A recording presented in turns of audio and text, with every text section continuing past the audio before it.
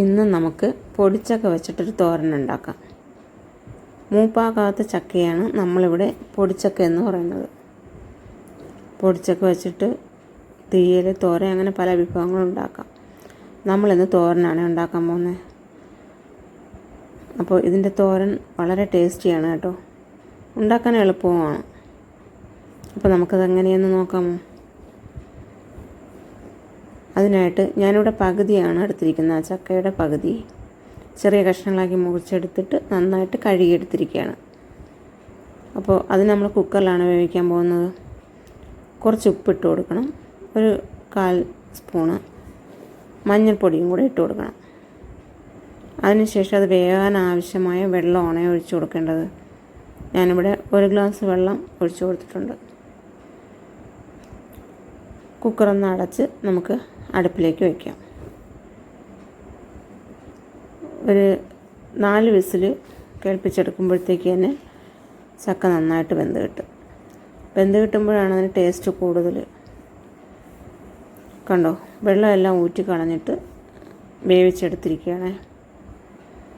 ഇനി നമുക്കതിനെ ഈ പ്ലേറ്റിൽ വെച്ചിട്ട് തന്നെ ചതച്ചെടുക്കാം.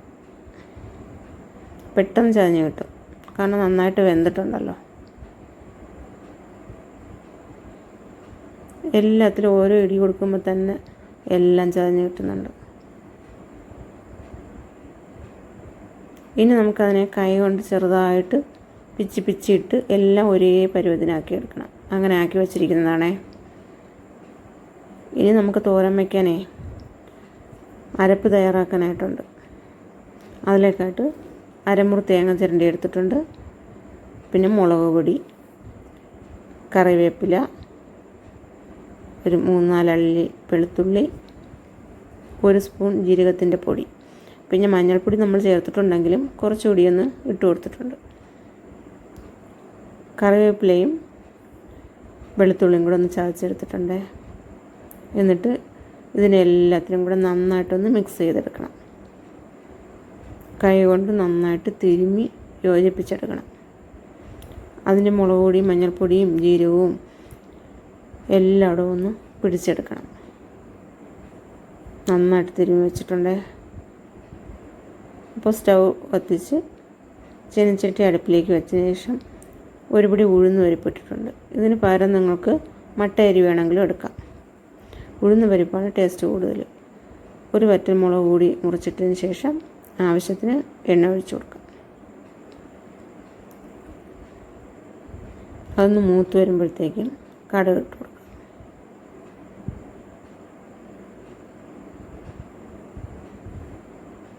കടുക് പൊട്ടിയതിന് ശേഷം നമ്മൾ ചതച്ച് വെച്ചിരിക്കുന്ന ഈ പൊടിച്ചക്ക അതിലേക്ക് ഇട്ട് കൊടുക്കണം.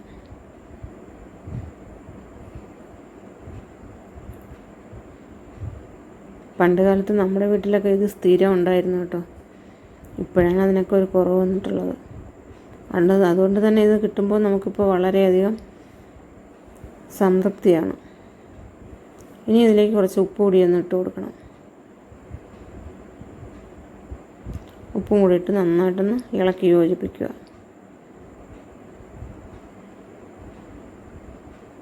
ഇനി നമ്മൾ എടുത്തു വച്ചിരിക്കുന്ന അരപ്പ് അതിലേക്ക് ഇട്ട് കൊടുക്കണം.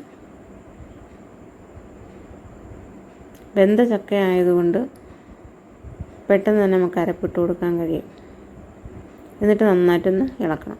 എന്നിട്ടിത് ചെറു ചൂടിലിട്ട്, എന്ന് വെച്ചാൽ ലോ ഫ്ലെയിമിൽ വെച്ചതിന് ശേഷമാണ് ഇതിലേക്ക് ആവി കയറ്റിയെടുക്കേണ്ടത്, അല്ലെങ്കിൽ കരിഞ്ഞു പോകും.